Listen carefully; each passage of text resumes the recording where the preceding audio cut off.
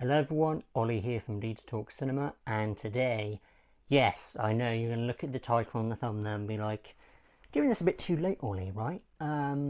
Well, technically yes, but there's a reason why it's late. So, firstly, Creature Commandos obviously came out in the US, and I don't know what other regions, but I know in the US on HBO Max, or Max at the time, I guess, but it's a HBO Max now. And it premiered in December last year, and then finished, I think, some point in January or February, I think January, because it's only 7 episodes. So, yeah, obviously it's been like half a year now since it came out, premiered. So, it only just released in the UK mid-July, and around that time, again, like I said in the, if you haven't seen the Fantastic Four First Steps review yesterday, I mentioned that I was very busy with university work, which is obviously now finished now, wrapped it all up, but I haven't been able to talk about this or watch it, so here I am now. So basically what I'm going to be doing is going to be watching each episode, and after each episode I'm going to be kind of doing like a 3-4 minute review on each one, just so I can because if I just do every single episode and then just review on the whole thing, then I might forget a few bits. So it's probably just easy if I just review each episode individually and just put it all in one video. So, and it is being renewed for season 2 apparently, so I can call it season 1 now. So that's why it's going to be in the title of the video. So yeah, Creature Commandos, of course, it's technically the official start of the DCU, the first series, and just the first overall project in the DCU. So and then obviously Superman came out in July last month, so yeah,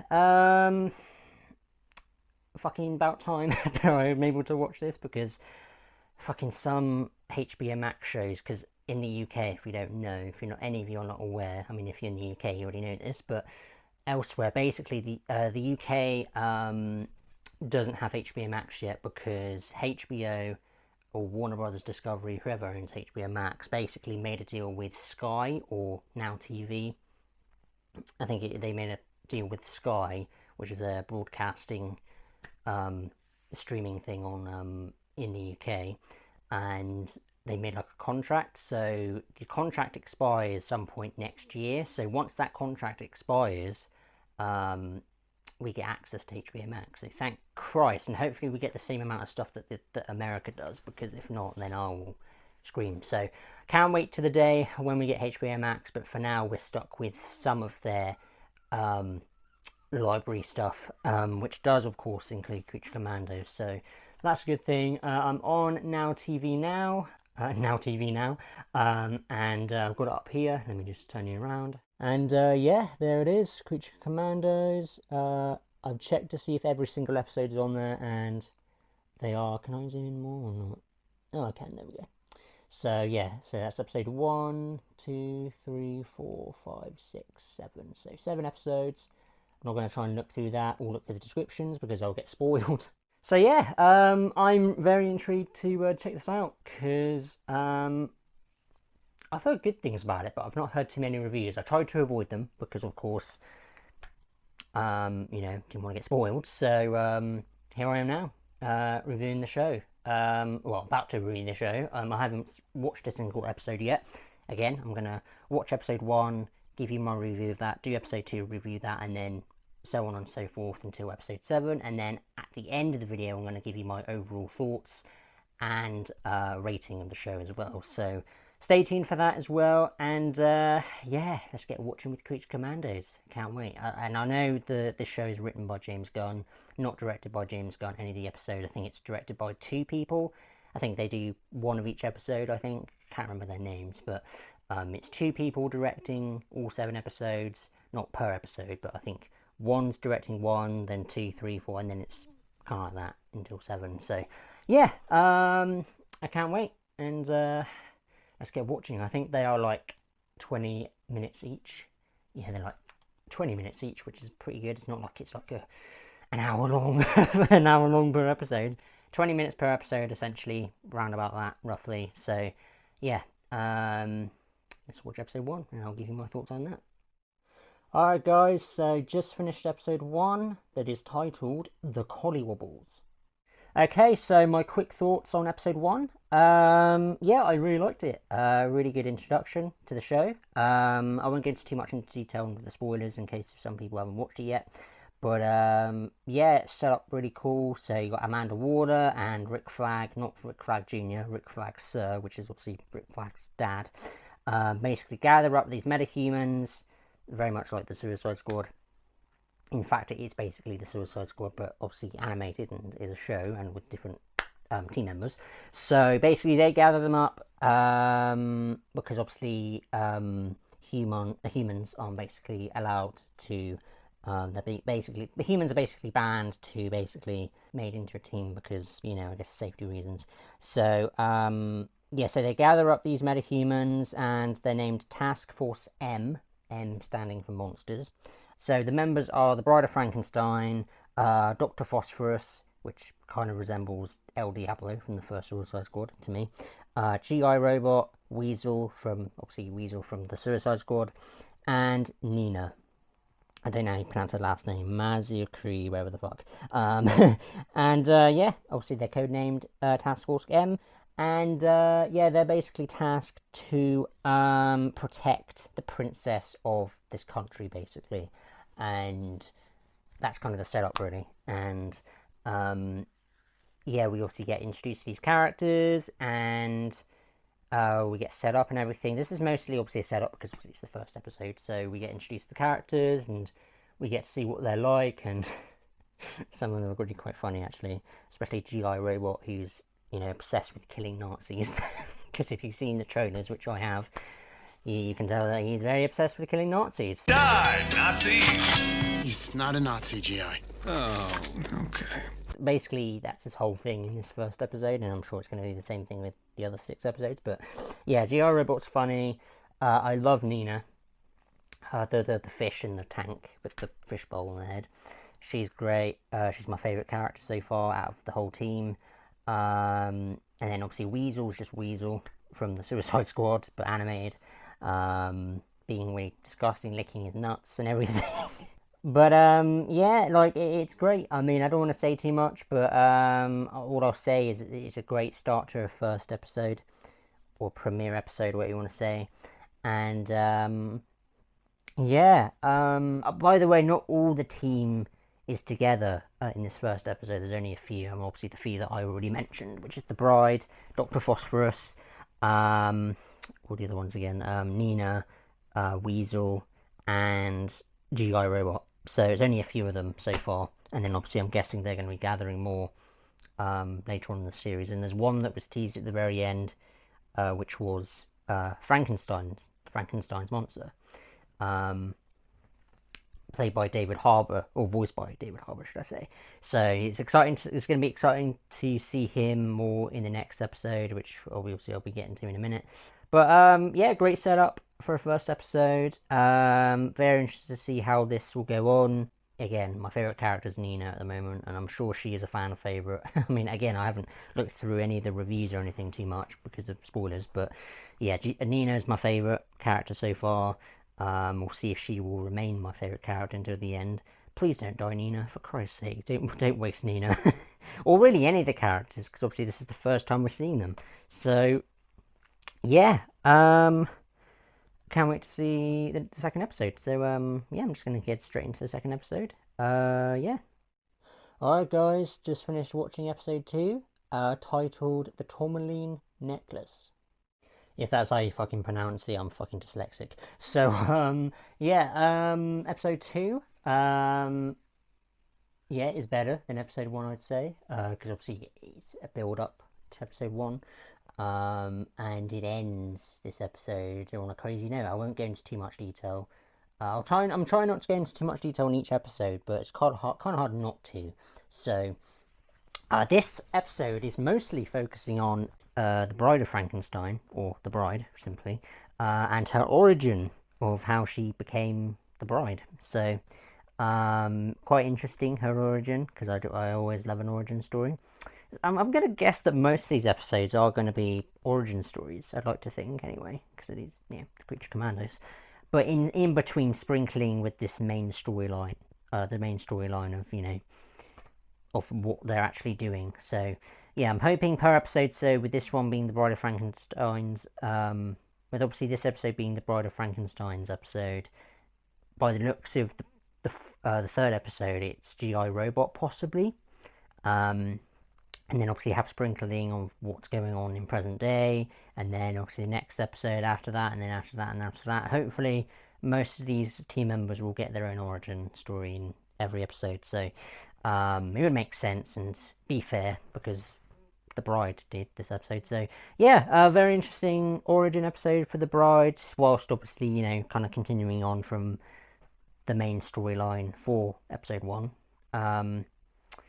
Yeah, I really enjoyed this episode, more so than the first.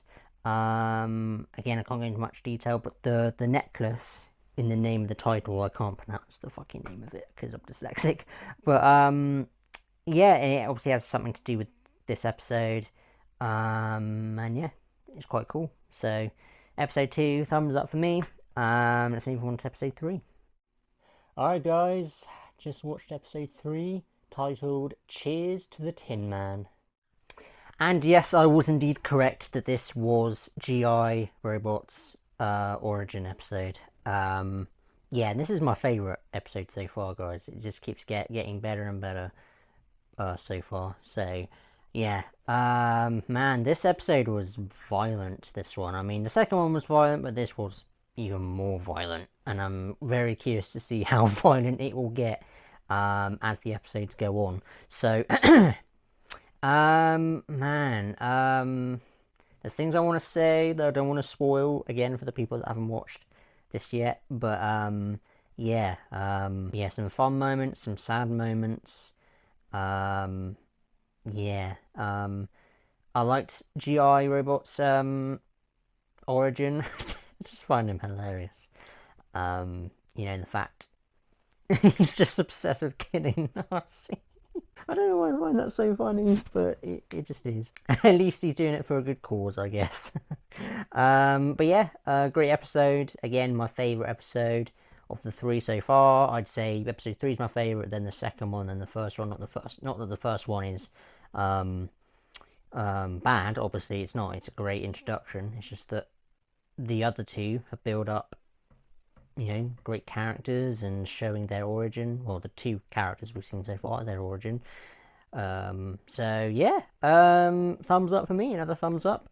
Might even be 2 thumbs up actually. I really liked it. So yeah, that's all I have to say for episode 3. Cheers to the Tin Man. I mean, not only just did I saw the thumbnail, the picture for the episode, but also the title. I was like, oh, it's got to be GI Robots episode. But yeah, it pretty much is. So yeah, gonna move on to episode 4. So I'll see you then. Alright guys, just got done watching episode 4, titled Chasing Squirrels. And this was actually Weasel's episode with his origin, because there's actually a question that's been, you know, kind of, I guess, or at least for me anyway, that's been wanting me to know what happened. Is in the Suicide Squad, there was a bit of information that was told about Weasel, the reason why he was put in prison, and it was actually because he supposedly ate over 20 children.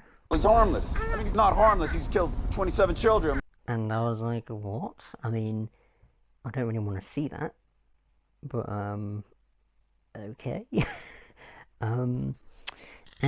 we do, well, we kind of see what actually happens, but I won't spoil it anymore. But we do see his origin and what actually happened. But yeah, this is not my favourite episode. It's probably my second favourite. Obviously my favourite is still episode 3. Then I'd say this episode 4 is my favourite, and then 2, then 1. So that's so far me ranking these episodes so far. But yeah, another great episode. Don't really have anything else to add on, except, you know, we get carried on with what other than obviously Weasel's story origin, but we do get a little bit more in depth with what the team's doing and everything, and it's going okay so far. But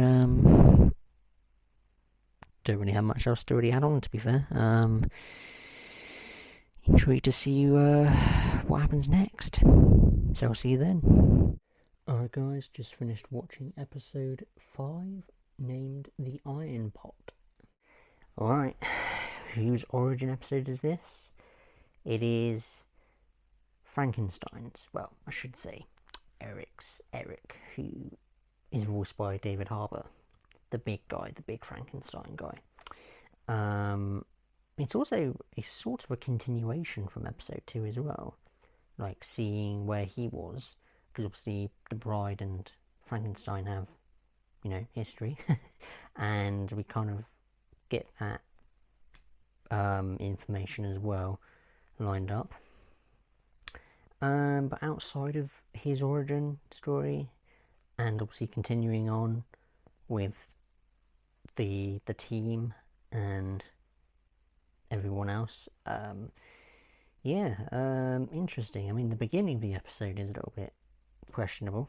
Something, you know, happens, but it's something that you can kind of leave off, but it's not like a, you know, a massive thing, but it is a bit like, okay, did you need to mention that? But rub it in and whatever. But, you know, if you've watched it, you probably know what I'm on about.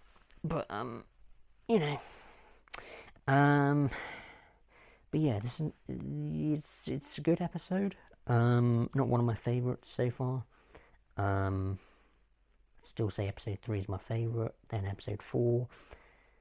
This is probably my second least favourite, I'd say. So it's episode 1's my least favourite, then I'd say episode 5, then episode 2, then, you know the order. I've already said this, but I'm not gonna go bother and saying it. But yeah, don't have much else to say except it's going okay so far. Yeah, I think I'm just gonna head straight into episode 6. Got 2 left now, so let's go. Alright guys, episode 6, titled ♂Skeleton. Yeah, I'd say this is actually better than the last 2 episodes, episodes 4 and 5, I'd say. Now, this is Dr. Phosphorus's episode, and how he became who he is now. Yeah, it's a good episode. Yeah, some themes and stuff that were included in this that I was like, huh, okay, could have done without that, but I don't know, just my personal thing. I'm not going to get into it, but, you know, spoilery stuff, but it's I'd say it's another thumbs up episode. Yeah, sorry, as you can tell, I'm already getting a little bit tired, not because it's a bad show, it's just when you watch. Also, I'm hot. Actually, I'm quite hot. I should probably take my shirt off, but I'm not going to take my shirt off on camera. So, yeah. I'm hot. I'm a little bit tired. But again, it's not because of the show. It's just me being hot, and you know, yeah. But yeah, anyway, I don't have much else to comment except can't wait to see what's in store for the final episode, because the last couple of minutes of this episode was quite good, building up to the finale episode, so can't wait to see what it's like. And as I can see from the picture, it's going to be Nina's origin episode, which is going to be interesting because I love Nina. She's been quite possibly my favourite character in this series at the moment so far. But yeah, episode 6 was good, not one of my favourites, but it was decent. And so yeah, gonna move on to the finale episode, aka episode 7. Alright people, the 7th and final episode, named A Very Funny Monster. Alright, So yeah, the final episode. Man, I mean, that was emotions all over the place, you know. Some happy, some funny, some sad, surprising things as well that occurred. Appearances and things. There's even an appearance that I actually forgot to mention in the last few episodes, but yeah. Yeah. Obviously, I'll get to my overall thoughts on the actual series in a minute. But in terms of the final episode, it's a great finale. Some twists as well that happen, or a particular twist that happens, which is cool. Yeah. So yeah, obviously I was correct that obviously this was Nina's origin episode, and yeah, it was definitely the saddest origin story of all, out of however many there are in the group. But yeah, seeing how she was trying to cope with how she was growing up, you know. It's really hard enough growing up as a child. Imagine, you know, growing up as what she is now, you know. So, anyway, I don't have much else to add on to episode 7. So I might just jump in and talk about the overall series. Yeah. Alright, time for my overall thoughts on Creature Commandos. Now, the good. I think the best part of this show is its characters and their backstories. The fact that they interchange the episodes. Well, the fact that they have each episode dedicated to mostly every single team member, other than, I guess, Rick Flag. Which would have been nice to see him as well, have a backstory, but I guess it's mostly the metahumans, because he's called Creature Commandos after all, so. Yeah, every single member, metahuman member, had a great and interesting story, in various different ways, because obviously they all have different ones. My favourite member... It's probably Nina. Nina's my favourite, my first favourite. Second favourite, I won't go in order, but a close second, I'd probably say either G.I. Robot or, I thought Eric was alright, as in Frankenstein, Frankenstein's monster, David Harbour's character. I thought he was okay, kind of funny at certain points, you know, he had a lot of, references to like films and shows and stuff. Pop culture references, that's what I meant to say. But yeah, my second favourite I'd probably say after Nina is probably, I'd say G.I. Robot, because he's so funny and just it's just the fact that his main objective is just to kill Nazis. It's not his main desire. I mean, you have to watch the show to see what his main desire was. But yeah, again, characters are great, the backstories are great. I thought some of the music choices were quite cool as well. I mean, I couldn't name a single song, but in terms of the tune and how it fit in with the show, I thought it worked well. I thought, right, I'm going to move on to this. I think the main story that we follow with these characters, basically the team's mission, I thought it was alright. It wasn't really strong. Again, the main thing that was carrying this film was the characters and their backstories, which is basically what I kind of came to see, is these new characters and see what their personalities are like and what their powers are like and how they will communicate and what their chemistry is like as a team. That's kind of the reason why I came here, and I'm sure with most of you guys as well that have watched it, or that want to watch it as well. So for people that do want to watch it and haven't watched it yet, if you are wanting to go watch it because of the characters, then I think you'll be mostly happy with what the show does, because it's great.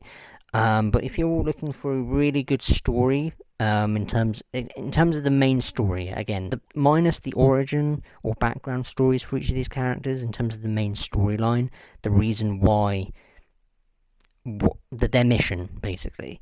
Again, I won't get into too much detail, really, because of spoilers. I know obviously it's been out for months now for most people, but you know, I always try and leave minor spoilers, but I'm trying to, you know, be very vague on it. So,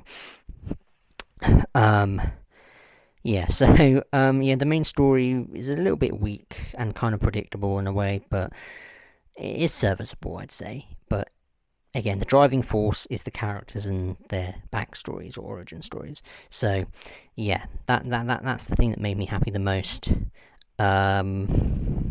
Yeah, what else really? I mean, some of the cameos and, but yeah, some of the cameos that that they had in the show. Like, I'm gonna spoil it right now. So if you don't want to hear it, then skip a few seconds. Well, not a few seconds, but like 10, 20 seconds or whatever.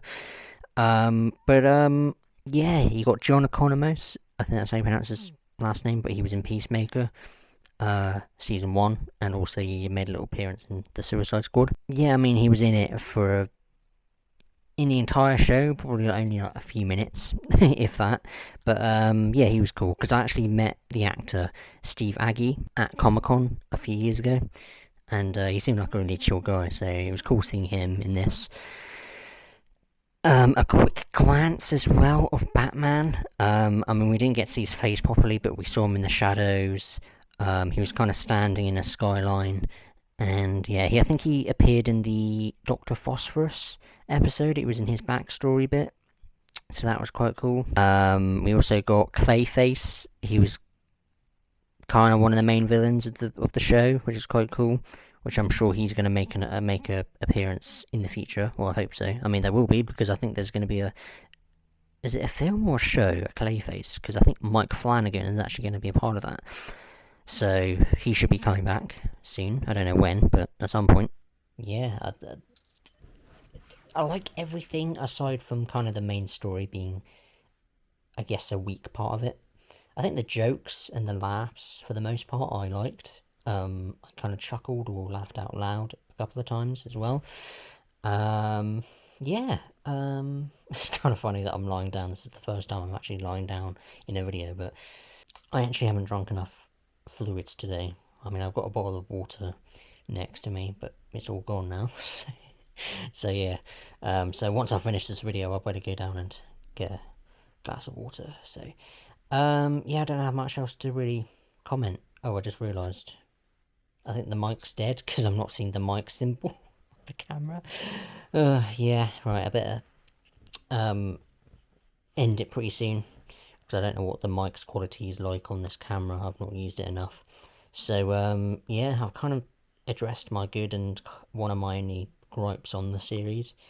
But, yeah, I mean, I would say I would recommend this series. I mean, you kind of feel obligated to watch this, because obviously it is part of the DC universe, and you feel like, oh no, if I don't watch this, then I'm missing out on quite a bit. But I would say watch it. I would say give it a go, especially if you're a DC fan and if you're curious on what the series is like. But don't go in with high expectations. But I'm sure you'll enjoy it to a degree. But yeah, I think that's about it, guys. Yeah, I'm gonna head off. So, I hope you enjoyed my review for Creature Commandos. Again, sorry for the late review, but, you know, I already explained at the beginning why it's late. So, yeah, my rating, I would probably have to give it, I'll give it an 8. I'm gonna give it an 8 out of 10. Yeah. It's got great characters and everything, and everything that I've just described. So, yeah, if you like this review, give it a thumbs up. Comment down below if you have already watched Creature Commandos, and let me know what your thoughts are on the series as a whole. And, yeah, don't know what the next video will be. I mean, Peacemaker Season 2 is coming out very soon, so I might try and do a review on that when that comes out on Now TV, but no promises or no guarantees, but maybe fingers crossed. But yeah, whatever video will be next, we will see you then. So yeah, bye bye.